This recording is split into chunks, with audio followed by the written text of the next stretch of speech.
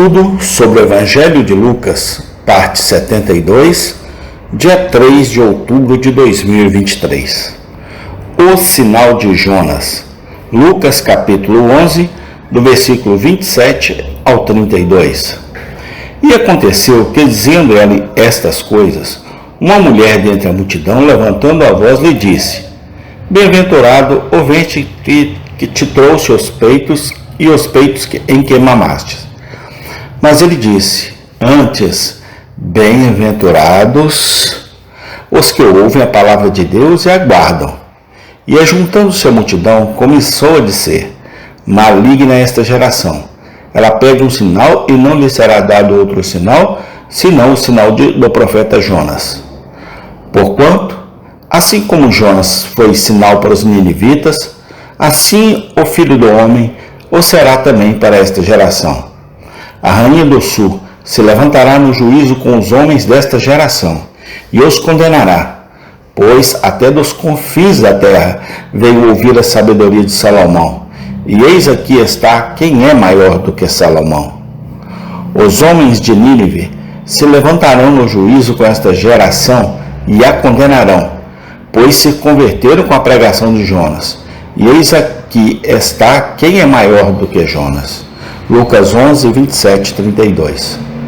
Uma mulher é trazida diante de nós nesta passagem da Escritura, de cujo nome e história nada sabemos. Lemos que, como nosso Senhor falou, uma certa mulher da companhia levantou a voz e disse-lhe: Bem-aventurada a mãe que te deu a luz. Imediatamente, nosso Senhor encontra uma grande lição em sua observação. Sua perfeita sabedoria transformou todo o incidente ao seu alcance em lucro. Devemos observar nestes versículos quão grandes são os privilégios daqueles que ouvem e guardam a palavra de Deus. Eles são considerados por Cristo com tanta honra como se fossem seus parentes mais próximos. E é mais abençoado ser um crente no Senhor Jesus do que seria ter sido um membro da família da qual ele nasceu segundo a carne. Foi uma honra maior para a própria Maria ter Cristo habitando em seu coração pela fé do que ter sido a mãe de Cristo e nutri-lo em seu seio. Geralmente somos muito lentos para receber verdades como essas. Estamos aptos a imaginar que ter visto a Cristo e ouvido a Cristo e vivido perto de Cristo e sido um parente de Cristo segundo a carne teria algum efeito poderoso em nossas almas. Estamos todos naturalmente inclinados a dar grande importância a uma religião da visão, dos sentidos, do tato, do olho e do ouvido. Amamos um cristianismo físico, tangível e material, muito melhor do que um de fé. E precisamos lembrar que ver nem sempre é acreditar. Milhares viram a Cristo continuamente, enquanto ele estava na terra, e ainda assim se apegaram aos seus pecados. Até mesmo seus irmãos uma vez não creram nele. João 7,5. Um mero conhecimento carnal de Cristo não salva ninguém. As palavras de Paulo são muito instrutivas. Ainda que tenhamos conhecido a Cristo segundo a carne, ainda assim não o conhecemos mais. 2 Coríntios 5,16.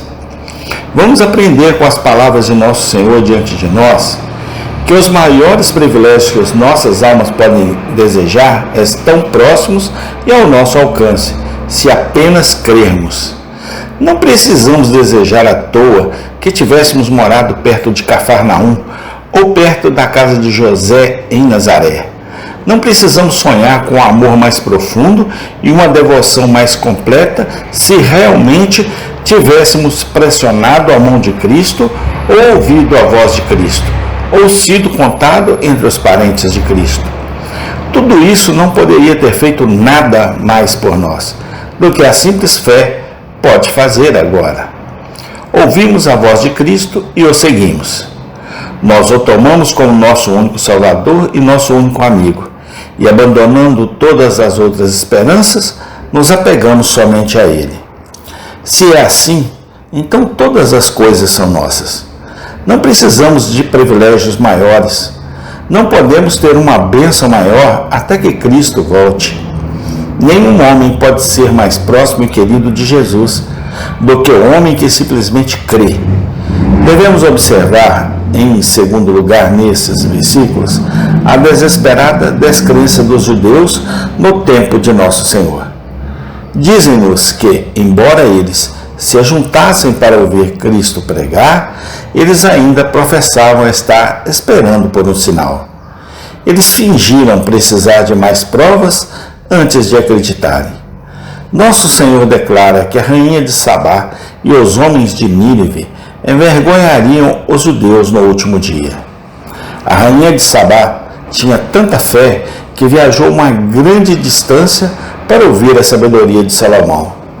No entanto, Salomão, com toda a sua sabedoria, foi um rei errante e imperfeito. Os ninivitas tinham tanta fé que creram na mensagem que Jonas trouxe de Deus e se arrependeram. No entanto, até mesmo Jonas foi um profeta fraco e instável. Os judeus do tempo de Nosso Senhor tinham uma luz muito maior e ensinamentos infinitamente mais claros do que Salomão ou Jonas podiam fornecer. Eles tinham entre eles o Rei dos Reis, o profeta maior que Moisés. No entanto, os judeus não se arrependeram nem creram. Que nunca nos surpreenda a incredulidade abundante, tanto na igreja como no mundo. Longe de nós perguntarmos que existiram homens como Hobbes, Paine, Rousseau e Voltaire. Deveríamos antes admirar que tais homens tenham sido tão poucos. Longe de nós maravilharmos que a grande maioria dos cristãos professos permaneça inalterada e impassível pela pregação do Evangelho. Devemos nos maravilhar que qualquer um ao nosso redor acredite. Por que deveríamos nos maravilhar ao ver aquela velha doença que começou com Adão e Eva, infectando todos os seus filhos? Por que devemos esperar ver mais fé entre homens e mulheres agora do que foi visto no tempo de Nosso Senhor? A enorme quantidade de incredulidade e dureza de todos os lados pode muito bem nos entristecer e nos doer, mas nunca deve causar surpresa. Agradeçamos a Deus se recebemos o dom da fé. É uma grande coisa acreditar em toda a Bíblia. Não percebemos o suficientemente a corrupção da natureza humana. Não vemos a virulência total da doença pela qual todos os filhos de Adão estão infectados e um pequeno número daqueles que são salvos. Temos fé, por mais fraca e pequena que seja. Louvemos a Deus pelo privilégio. Quem somos nós que Deus deveria ter nos feito para diferir? Vamos vigiar contra a incrédula. A raiz disso, muitas vezes, está dentro de nós, mesmo depois que a árvore é cortada. Guardemos nossa fé com zelo piedoso. É o escudo da alma. É a graça acima de todas as outras que Satanás trabalha para derrubar. Vamos segurá-lo rápido. Bem-aventurados os que creem. Devemos observar, por último, nestes versículos, como nosso Senhor Jesus Cristo testifica a verdade de uma ressurreição e uma vida futura. Ele fala da Rainha do Sul, cujo nome e morada são agora desconhecidos para nós. Ele diz que ela se levantará no juízo. Ele fala dos homens de Nínive, um povo que já passou da face da terra. Ele diz deles também, eles se levantarão. Há algo muito solene e instrutivo na linguagem que nosso Senhor usa aqui. Isso nos lembra que este mundo não é tudo e que a vida que o homem vive no corpo, na terra, não é a única vida na qual devemos pensar. Os reis e rainhas dos tempos antigos devem todos viver novamente um dia e comparecer perante o tribunal de julgamento de Deus. As vastas multidões que uma vez se aglomeraram ao redor dos palácios de Nínive devem sair de seus túmulos e prestar contas de suas obras. Aos nossos olhos, eles parecem ter passado para sempre. Lemos com admiração sobre seus salões vazios e falamos deles como um povo que pereceu completamente. Suas moradas são uma desolação. Seus próprios ossos são pó, mas aos olhos de Deus, todos eles ainda vivem. A rainha do sul e os homens de Nínive se levantarão novamente. Ainda os veremos face a face. Que a verdade da ressurreição esteja sempre diante de nossas mentes. Que a vida por vir esteja frequentemente diante de nossos pensamentos. Nem tudo está acabado quando a sepultura recebe seu inquilino e o homem vai para sua longa casa.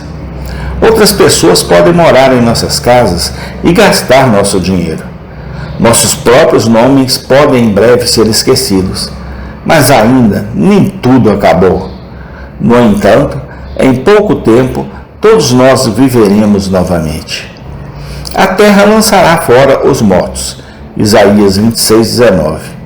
Muitos, como Félix, podem tremer ao pensar nessas coisas. Mas os homens que vivem pela fé no Filho de Deus, como Paulo, devem levantar a cabeça e se alegrar. Amém. Tem continuação. Senhor, que o teu nome seja engrandecido, que o meu nome e o nosso nome seja diminuído, que o Senhor cresça e nós diminuamos. Muito obrigado, ó Deus, por tudo. No nome do Senhor Jesus Cristo. Amém.